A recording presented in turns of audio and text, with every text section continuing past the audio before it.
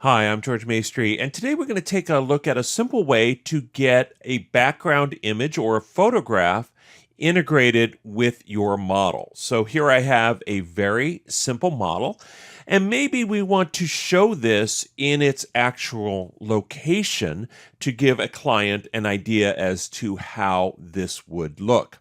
So we can do this using background images. Now, background images really aren't a feature in SketchUp. It's really something that we use called watermarking, which is part of styles. So the first thing I want to do is go ahead to my styles window. Now, in our styles window, if you recall, we can create all sorts of different styles that we want.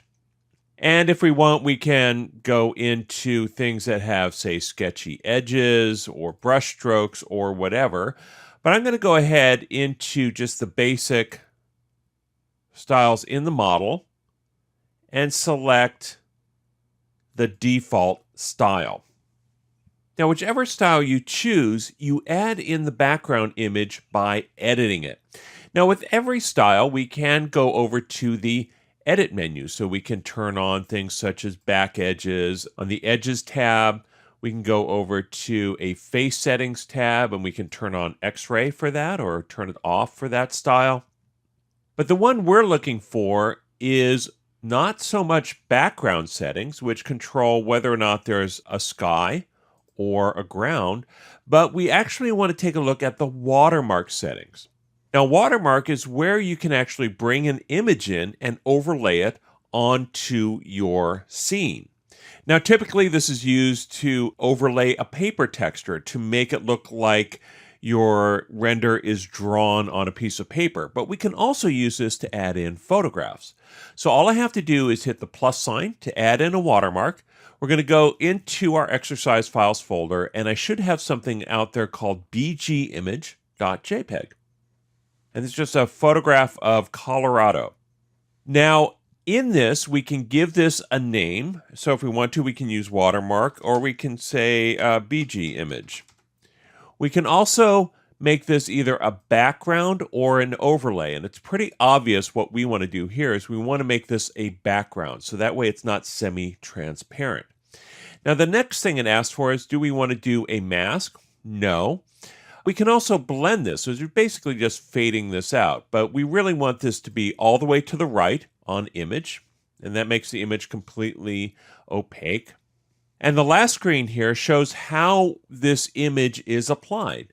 By default, this is stretched to fit the screen. We can also tile this across the screen or position it however we want, so we can actually scale this up to whatever size we want. Now, typically, you want to just go stretch to fit the screen. And if your image has an aspect ratio, you can either lock it or unlock it. Now, my particular image is pretty close to my screen's aspect, so I don't need to worry about that.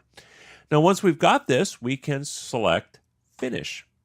And now this background image will always be behind our model. So I can use my standard navigation tools. So I can orbit. I can also pan and move this so that it's exactly where I want. So I'm going to zoom this out a little bit. I'm going to position it using the hand and then get it in a position that I like. Now, if you want to further integrate this, we can actually add in some shadows. So if you want, you can go into the shadows window, either in the default tray or by selecting it on the Mac.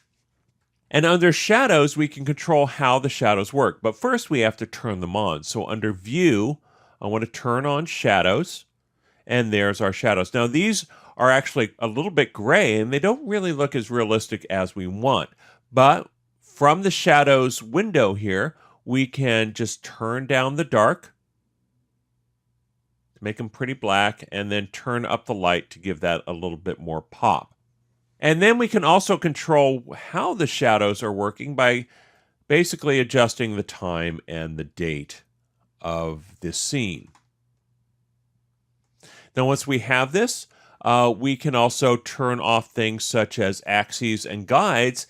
And now we have an image that looks pretty realistic. Obviously, it's a stylized trailer, but at least we can understand how it looks in the setting. Now, this image will export when you export as a 2D graphic. So hopefully this gives you some ideas as to how to use background reference in combination with your models to create more realistic looking scenes.